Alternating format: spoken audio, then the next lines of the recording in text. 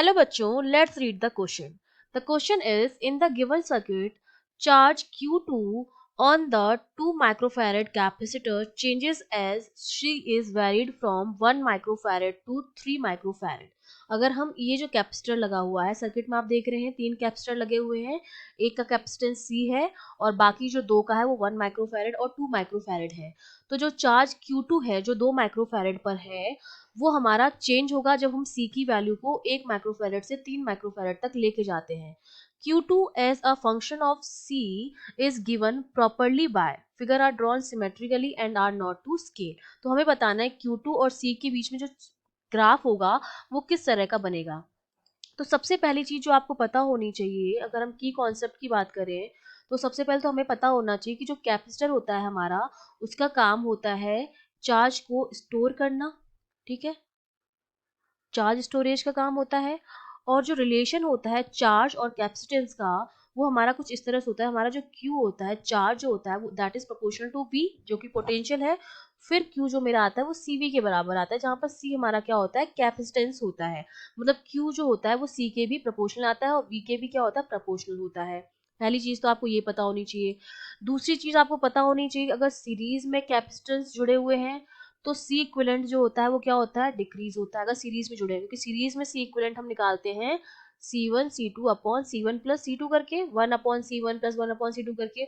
और अगर पैरेलल में कनेक्टेड हैं तो हम सी इक्विवेलेंट जो होता है हमारा वो क्या होता है, बढ़ता है, क्योंकि उसमें सी इक्विवेलेंट जो होता है वो हमारा क्या होता है, C1 प्लस C2 इस तरह से होता है।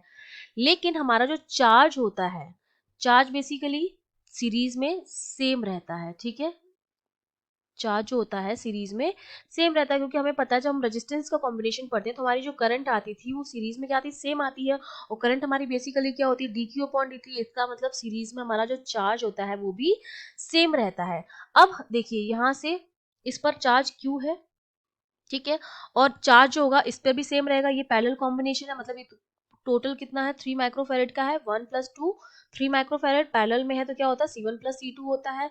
तो इन दोनों पर जो चार्ज होगा वो भी क्या होगा, सेम होगा। अगर C पर चार्ज जो है वो Q है तो इसके जो कॉम्बिनेशन पर जो चार्ज होगा, क्योंकि C के साथ जो 3 माइक्रोफैरड जुड़ेगा, अब वो सीरीज में ये C और ये 3 माइक्रोफैरड वो अब सीरीज में है, तो अगर इस पर चार्ज Q है तो इस पर भी चार्ज कितना आएगा, Q ही आएगा, क्योंकि वो सीरीज में जुड़े हुए हैं। अब हमें पता है कि जो Q चार्ज अब होगा वो क्या होगा, अब डिवाइड होगा 1 और 2 के बीच में इक्वल, मतलब उनके रेशियो में डिवाइड होगा। तो अब जो चार्ज इस पे हमने मान लिया चार्ज Q1 था और इस पे Q2 है, लेकिन दोनों का सम जो है वो Q के बराबर ही है। जो Q है वो Q1 प्लस Q2 के बराबर ही आएगा।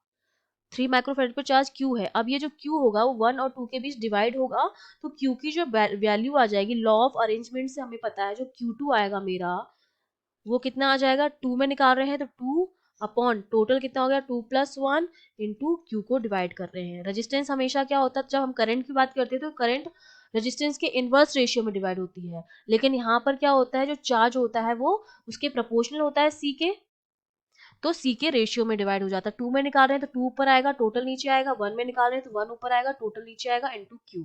तो ये मेरा हो गया 2/3Q, मतलब इसमें जो चार्ज है मेरा वो कितना है, 2/3Q आ गया है, और जो बचा हुआ होगा वो उसमें जाएगा, है ना, 1/3Q ऊपर वाले में। अब देखिए मैं ये जानती हूँ कि जो मेरी इक्वेशन होती है, जो मेरा Q होता है चार्ज, वो हमारा होता है E3C/3 प्लस C। ये मुझे पता है कि जो मेरा Q होता है उसका ये रिलेशन होता है। तो अगर अगर मैं Q की वैल्यू जो है वो यहाँ पुट कर दूँ तो मेरा जो Q2 आएगा अब वो मेरा कितना आ जाएगा, 2/3 E 3C/3 प्लस C।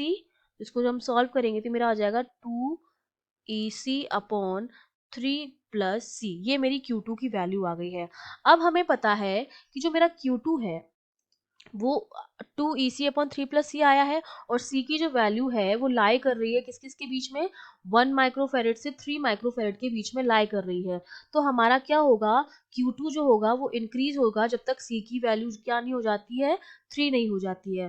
तो हमारा इसका मतलब, क्योंकि आप देख रहे हैं Q2 जो है वो प्रोपोर्शनल आ रहा है, तो हमारी जो Q होगा, Q2 होगा वो इंक्रीज होगा जब तक कि मेरा C जो है वो 3 नहीं हो जाता। तो अब हम ऑप्शन चेक करते हैं। इसमें तो क्या हो रहा है, डिस्चार्ज हो रहा है। Q2 की वैल्यू जो हो रही है 1 माइक्रोफेरेड पे क्या आ रही है, कम आ रही है, 3 पर ज्यादा। तो ये ऑप्शन तो गलत हो गया। सिमिलरली आपका जो डी ऑप्शन है वो भी सेम है ऑलमोस्ट, ठीक है।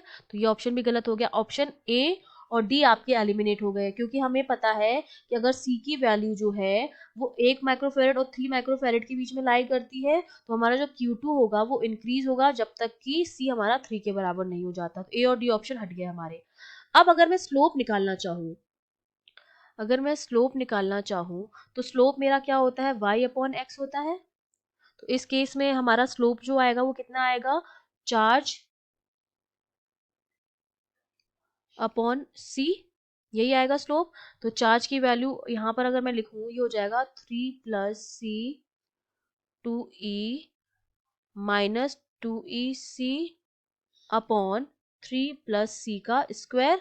तो यहाँ पर जब मैं इसको सॉल्व करूंगी तो मेरे पास कितना आ जाएगा, 6e/3 + c का स्क्वायर। ये मेरे पास आया है स्लोप। इसका मतलब अब आप देख रहे हैं कि जो मेरा स्लोप है वो सी की क्या है, इनवर्सली प्रोपोर्शनल है। दिख रहा है, अगर सी की वैल्यू बढ़ेगी तो मेरा जो स्लोप होगा वो क्या होगा, डिक्रीज होगा। तो हम देख लेते हैं कि ऐसा किस में हो रहा है कि हमारा सी की वैल्यू बढ़ रही है और स्लोप जो है हमारा वो क्या हो रहा है, घट रहा है। तो ये देखिए सेकंड वाला ऑप्शन जो है, सी की वैल्यू यहाँ पर 1 माइक्रोफेरेड थी, धीरे धीरे धीरे धीरे कम हुई यहाँ पर सी की वैल्यू, और यहाँ पर हमारा जो स्लोप हो रहा है वो क्या हो रहा है, घट रहा है। तो बी ऑप्शन हमारा जो हो जाएगा वो करेक्ट हो जाएगा, क्योंकि सी ऑप्शन में तो स्लोप क्या हो रहा है, इंक्रीज हो रहा है। तो ये ऑप्शन तो आपका गलत हो जाएगा। तो हमारा करेक्ट ऑप्शन क्या हो जाएगा, option B. I hope you understood well. All the best.